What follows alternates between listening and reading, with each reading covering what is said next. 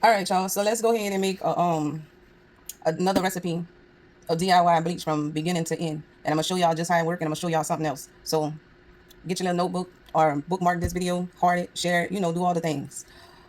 So let's get started. Because so many people be talking about, oh, I can't stand the smell of bleach, and I'm one of them people. I detest it. I cannot stand it. I ain't got no love for it, and it don't do nothing for you. Like it mess up everything. So we're gonna start out with a container. This container only for mixing. This gonna be a half batch. I usually make a batch that's for like 64 ounces or whatever. But for the purpose of this video, we're gonna make a half batch, and then you could just double it as you go on. So the first thing you're gonna need is 4 cups. 4 cups of distilled water. Already poured 3, and that was 4. 4 cups of distilled water. The second thing you're gonna need is 2 teaspoons of citric acid. In that order. 1 teaspoon, 2 teaspoons.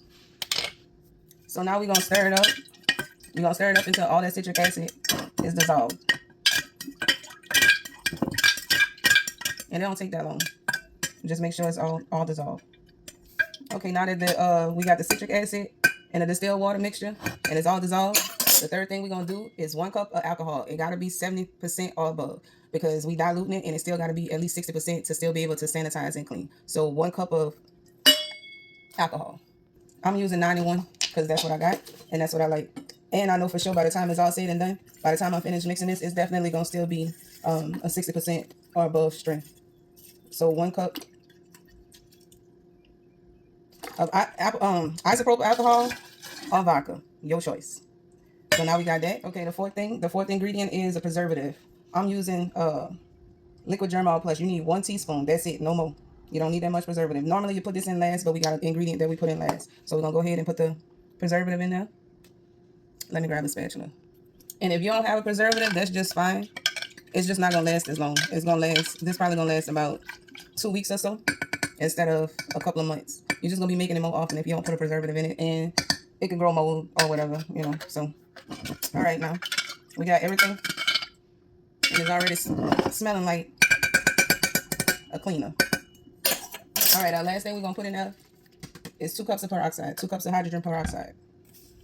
Now remember I told y'all this container right here is just for mixing. Y'all know when you use hydrogen peroxide, you need a dark container. So that's 1 cup. And that's 2 cups. So we're gonna go ahead and mix this up, give it a little stir. And at this point, you're about to start you move faster because you done added the hydrogen peroxide. That's why I told y'all it was the last thing to put up in there. Because hydrogen peroxide don't do good with the light. All right. So now that that's all mixed up, I'm gonna go ahead and put the cap on here, and then we're about to transfer it over into an amber colored jug. All right, I got my jug, and the reason why I like to use these containers is guess what? All I gotta do is uncap it, open it up, and fill my jug quickly.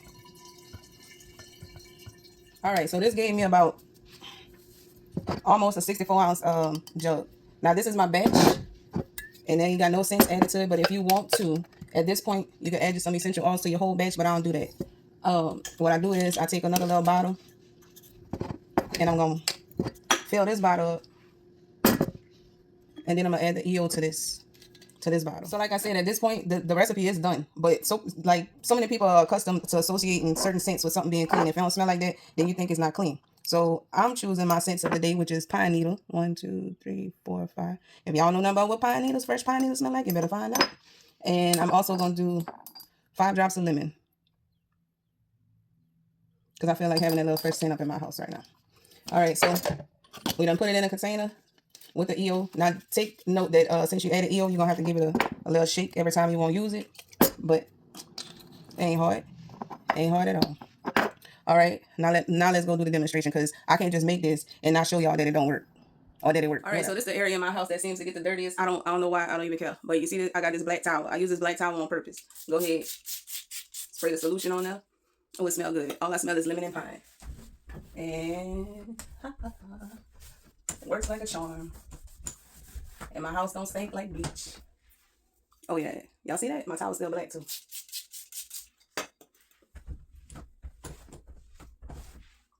And I could just spray some on there.